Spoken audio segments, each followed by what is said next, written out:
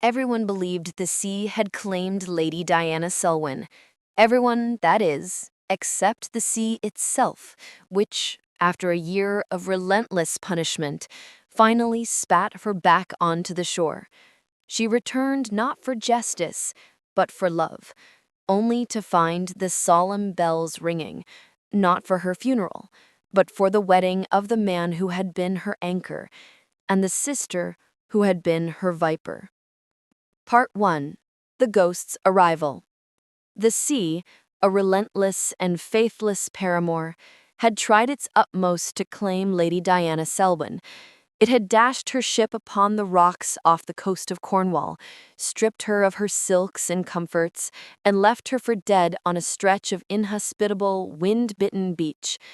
Yet, after a year, the sea had finally relented, or perhaps simply tired of her defiance, and allowed her passage back to the world that had so easily forgotten her.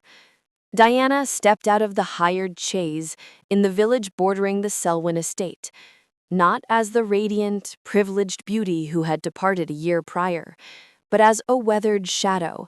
Her skin, which was once porcelain, was now kissed by a deeper, permanent sun. Her gowns were of serviceable, coarse wool, a far cry from the Parisian lace she was accustomed to. She was thinner, harder, with eyes that held the terrifying, quiet knowledge of solitude and survival. She was, in short, a ghost of her former self, and she knew it was necessary to be so. Her heart, which had endured the storm, the isolation, and the despair, now beat with a frantic, almost painful hope. She had returned for one reason and one reason only: to find Mr. Arthur Ashton, her fiancé, the man whose earnest, steady devotion had been the anchor of her memory during her time adrift. She pictured his familiar smile, the warmth of his hand, the relief in his eyes when he saw her. The village was abuzz with an unusual, almost hysterical excitement. Ribbons of white tulle decorated the lampposts, and a lavish floral archway stood before the church gates. Diana paused, a chill tracing its way down her spine despite the unseasonable warmth of the afternoon. This was not the familiar rhythm of the estate. This was an event. A young woman, clutching a bouquet of lilies that seemed far too opulent for a mere vicar's daughter, hurried past Diana, her face flushed with excitement. "Pardon me, miss," Diana called out, her voice a little rusty from disuse. "Could you tell me what great occasion has drawn such a crowd?" The girl stopped, her eyes taking in Diana's plain, worn cloak with the instant, subtle judgment of the well-bred. "Why, you must be new to the district. It is the wedding, of course. Mr. Ashton is finally to wed. A proper grand affair, fitting for the heir of a title and a fortune." The world tilted. The familiar landmarks of the village, the comforting scent of wood smoke and damp earth, suddenly became alien and hostile. "Mr. Ashton," Diana managed, the name feeling foreign and brittle on her tongue. "But who is the bride?" She giggled, adjusting the ribbons on her own rather fine bonnet. "Why, his bride is the poor sweet Miss Celia Selwyn, Lady Diana's younger sister. It is a fitting end, isn't it? Such a tragedy for the poor dear Diana, lost at sea a year ago, but so wonderfully convenient for Miss Celia. The fortune is now hers, and her sister's true love, too, it seems. A rather beautiful, heartwarming story of two souls finding comfort after loss, don't you think?" Diana felt no comfort. She felt the cold, crushing weight of a second shipwreck, the familiar, sickening lurch of betrayal. She watched, concealed in the shade of a hawthorn tree, as the guests began to arrive at the great stone church. Carriages bearing the crests of half the noble families in the county rolled past. And then, there he was, Arthur Ashton. He looked taller, more handsome, but irrevocably altered. A year of mourning had etched lines of melancholy beneath his eyes, yet he stood straight, accepting the felicitations of his friends with a quiet gravity. He was about to marry a woman he was meant to love. And yet, Diana thought, his bearing lacked the eager, radiant joy that had once made his face so dear to her. He seemed to be playing a part, the part of a man resigned to his happy fate. And then, Celia, her younger sister, whom Diana had always protected, indulged, and loved. Celia, dressed in an extravagant gown of white satin and seed pearls, looking not mournful, but triumphant, her smile, which Diana had always found charmingly shy, now seemed too wide, too bright, a mask of angelic innocence over a ruthless, calculated ambition. She held Ashton's arm with a possessiveness that made Diana's breath catch in her throat. A year of unimaginable solitude, of fighting for life with every ragged breath, only to return and find her home invaded, her future stolen, and her memory so easily replaced. The shock was a sharp, clear instrument, cutting away the last vestiges of the naive girl who had sailed away. A single, terrible thought solidified into an unshakable resolve. She would not reveal herself. Not yet. To announce her return now, at this moment, would be to play the fool, the tragic, pathetic survivor who interrupts a wedding and is instantly dismissed as mad or inconvenient. No. The truth she needed lay beneath the surface of their easy comfort, their convenient happiness. She needed to observe. She needed to understand how a man who had sworn eternal devotion could marry her sister so swiftly, and how a sister could steal a bridegroom with such calculated grace. Diana pulled her coarse hood lower over her face. She would not be Diana Selwyn, the presumed dead heiress, not yet. She would be a ghost, invisible and unheard, observing her own funeral, watching the betrayal unfold from the shadows. The sea had not claimed her. It had merely hardened her into a weapon. She had lost everything once. She would lose nothing more until she had uncovered the full, unforgivable measure of their deception. She turned away from the joyous bells ringing from the church tower and walked toward the estate gates, not as a returning lover, but as a silent, patient avenger. The stage was set, and the true drama had only just begun. Part 2. Unmasking the Deceiver. The magnificent manor of Ashton Hall, now occupied by the newly married Mr. and Mrs. Arthur Ashton, felt both achingly familiar and utterly strange to Diana. It was the place where she and Arthur had shared their most cherished private dreams, and now it was the gilded cage of her sister's ambition. Diana, with a resourcefulness born of desperate necessity, had managed to secure a place within the household. She had presented herself not as a grand lady or a distant relation, for those roles were too close to the flame, but as Miss Day, a plain, quietly efficient lady's companion and secretary to the new mistress, Mrs. Celia Ashton. Her severe, unadorned gowns, her meticulously pinned hair, and a pair of spectacles that successfully disguised the intense light in her eyes rendered her nearly invisible, a perfect foil for Celia's dazzling presence. The difference between Diana the heiress and Miss Day the companion was so vast that even the most intimate servants failed to recognize the survivor. Life within the hall was a slow, agonizing education in betrayal. Diana watched them daily. She saw Arthur's unfailing courtesy toward Celia, his genuine, quiet efforts to be a devoted husband. The truth about Arthur was the first knot in her tangled emotions. He had genuinely mourned her. She overheard a conversation between him and his oldest friend, Lord Ellington, one evening in the library, where Arthur confessed, his voice low and heavy. "I know what society says, Ellington, that I moved too fast. But a year of waking up to the crushing silence of Diana's absence is a lifetime." Celia was there, quiet, uncomplaining. She didn't seek to replace Diana, merely to offer comfort. I mistook that comfort for the possibility of a shared future. He had not been an accomplice to deceit. He had been a victim of his own grief and loneliness. He had married the wrong sister out of misguided duty and a need for solace. This realization, while softening the hard edges of her resentment toward him, sharpened her focus entirely onto Celia. Celia, meanwhile, thrived.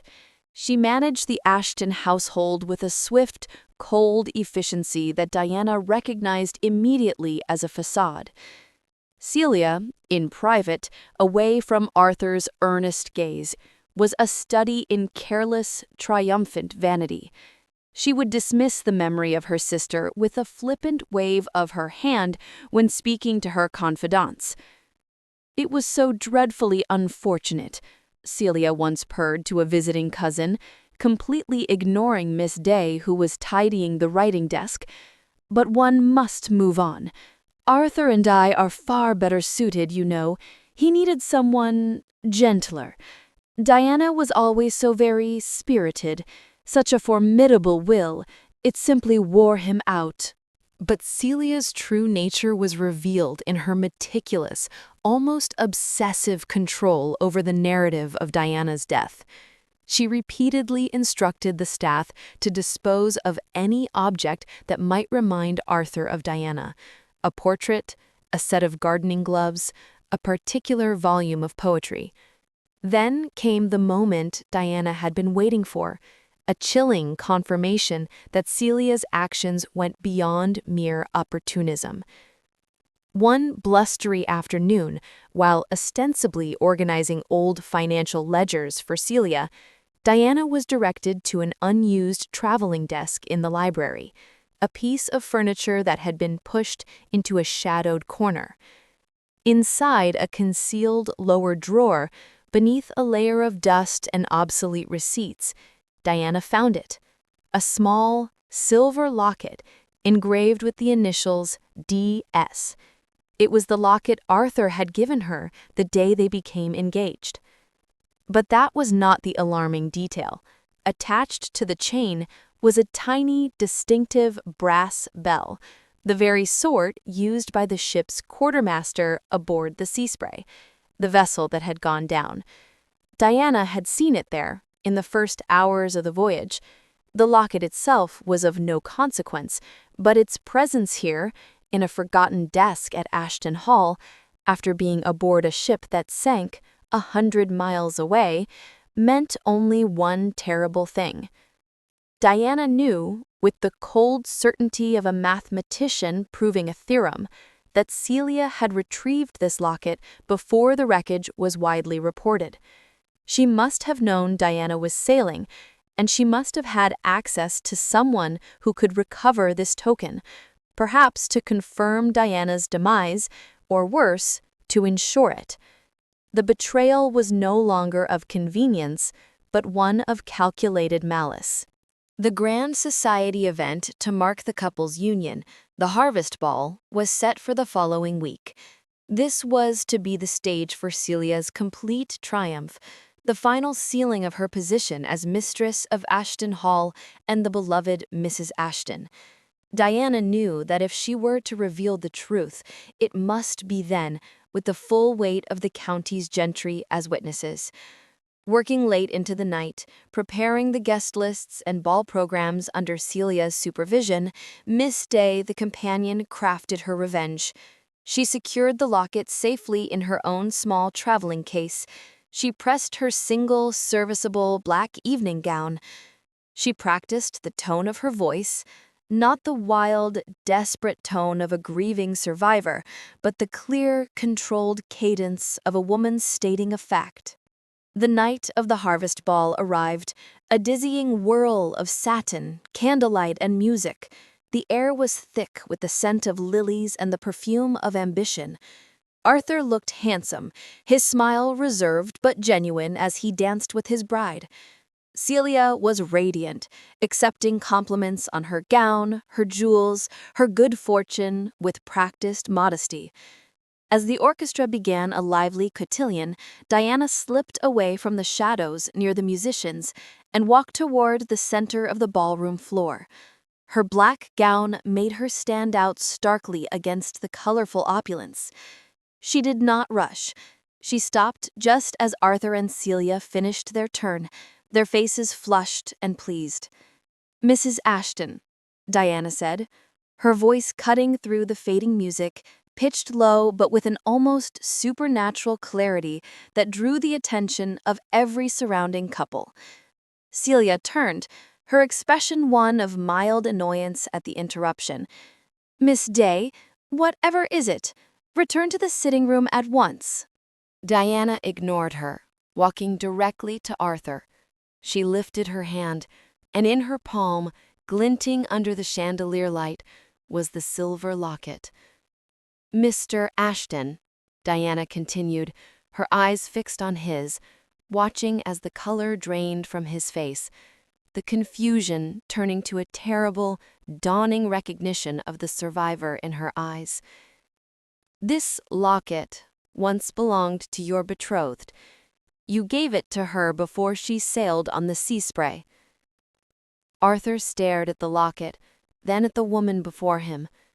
The glasses, the plain dress, the harsh lines of suffering, they all dissolved as the memory of her spirit shone through. A gasp went up through the crowd.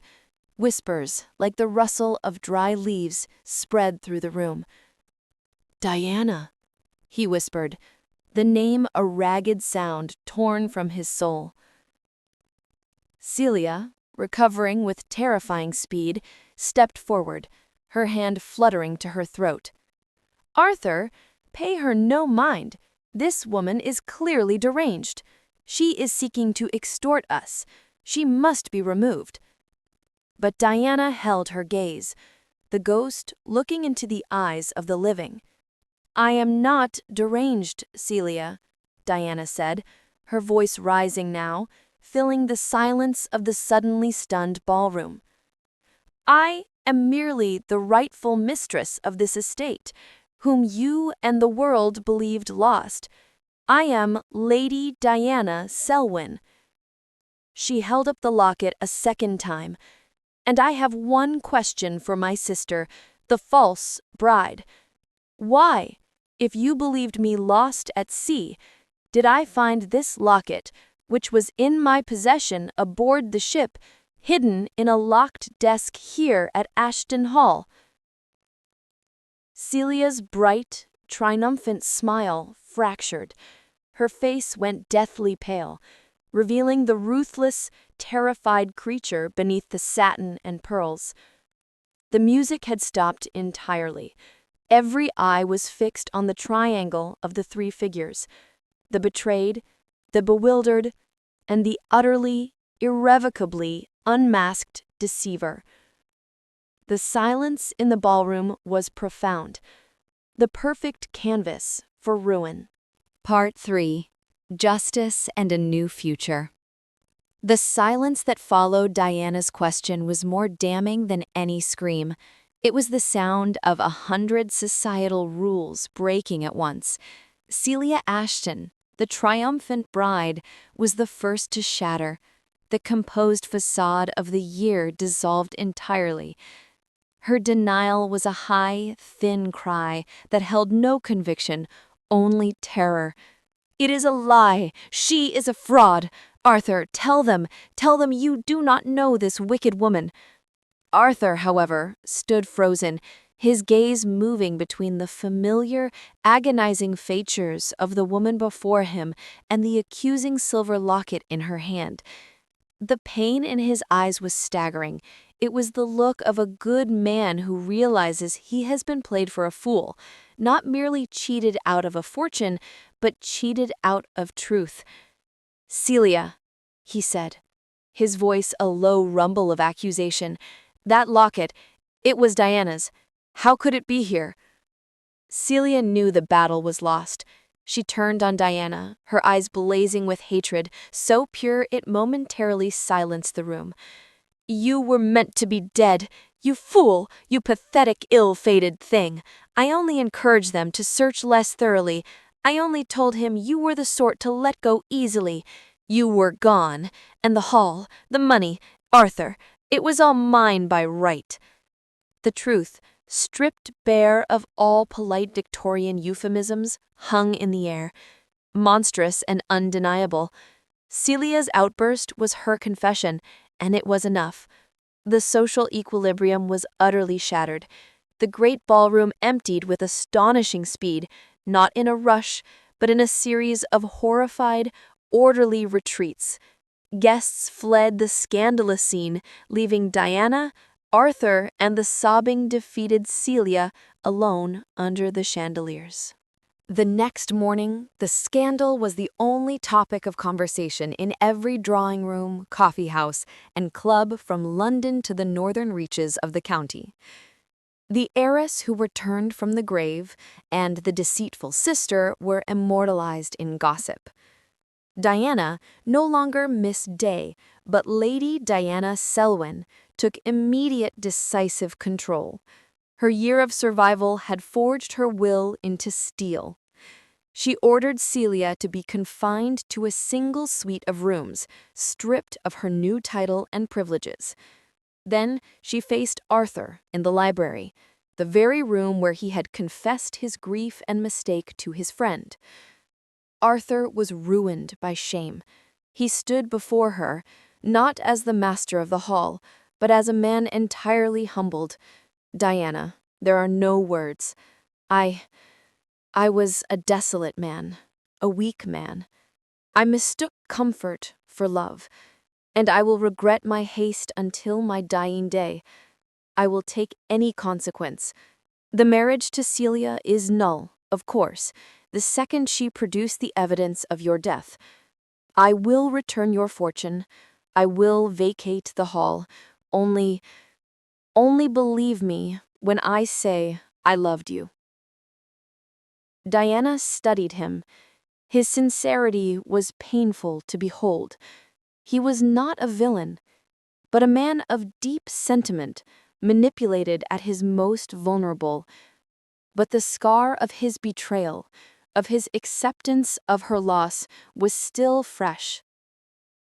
"You speak of consequences, Mr. Ashton," Diana replied, her voice steady. "The consequence is that you forgot the promise you made to my spirit. You settled. And I, who fought for a year to return to you, find I have returned to a man who failed to fight for me." She reclaimed her position, her fortune, and her life with cold efficiency.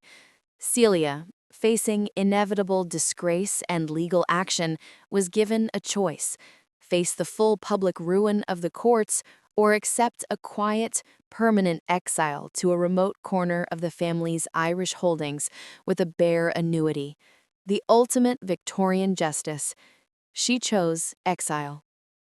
The house was cleansed of Celia's memory, but the relationship between Diana and Arthur was one of awkward, heartbreaking formality. He had stayed at her request, not as a lover, but as a penitent friend. Diana was now mistress of her own fate, and she used her freedom to test him. The hard woman who had returned from the sea was now in conflict with the yearning girl she once was. Could she allow herself to love again, knowing that love could be replaced so easily? Arthur began his relentless, quiet campaign of re-courting. It was nothing like the easy, confident courtship they had once shared. This was earned, arduous devotion. He did not speak of marriage. He spoke only of trust. He brought her rare books she had mentioned on a walk years ago. He championed her efforts to modernize the estate and reform the village schools. He never pressed her, merely waited, offering his companionship, his protection, and his profound regret. He saw the strength in her now, the fire and truth that had survived the ocean, and he loved that woman more than the sheltered girl he had first known. Months passed. The cold winter yielded to a cautious spring. One afternoon, Diana found him at her side while she was reviewing complex land deeds. He did not look at her, but spoke with quiet conviction. "I loved the girl I lost, Diana, but I am desperately in love with the woman who returned. She is stronger, wiser, and she deserves a love that has been tested by fire and proven true. I do not ask for your hand today. I simply ask that you believe that I would wait another lifetime if it meant proving I am worthy of the time you have lost." His words struck at the core of her hardening heart. He was not begging for a pardon. He was offering a profound, tested love that had seen her at her most damaged and still desired her. He was not asking her to forget the betrayal, but to build a future on the truth it revealed. Diana closed the ledger. She looked at the man who had failed her, yes, but who had now spent a year proving he was willing to earn her back piece by agonizing piece. "Arthur," she finally said, her voice husky with emotion, "I forgive the man who settled, but you must understand. The woman you now wish to marry will never be settled. She demands truth. She demands fire." He took her hand, his gaze meeting hers, no longer bewildered, but clear and resolute. "Then let us burn together, my lady, but never again apart." Their union, when it finally came, was not the grand, naive fairy tale interrupted by the shipwreck, but a celebration of profound relief and hard-won understanding. It was a marriage of earned trust and truth, far more precious than the easily given promises of youth. They had survived loss and treachery, and in the enduring strength of their tested bond, they found a love that would never again be threatened by the shadows of the past. The Lady Diana Selwyn, who had been lost at sea, was truly home.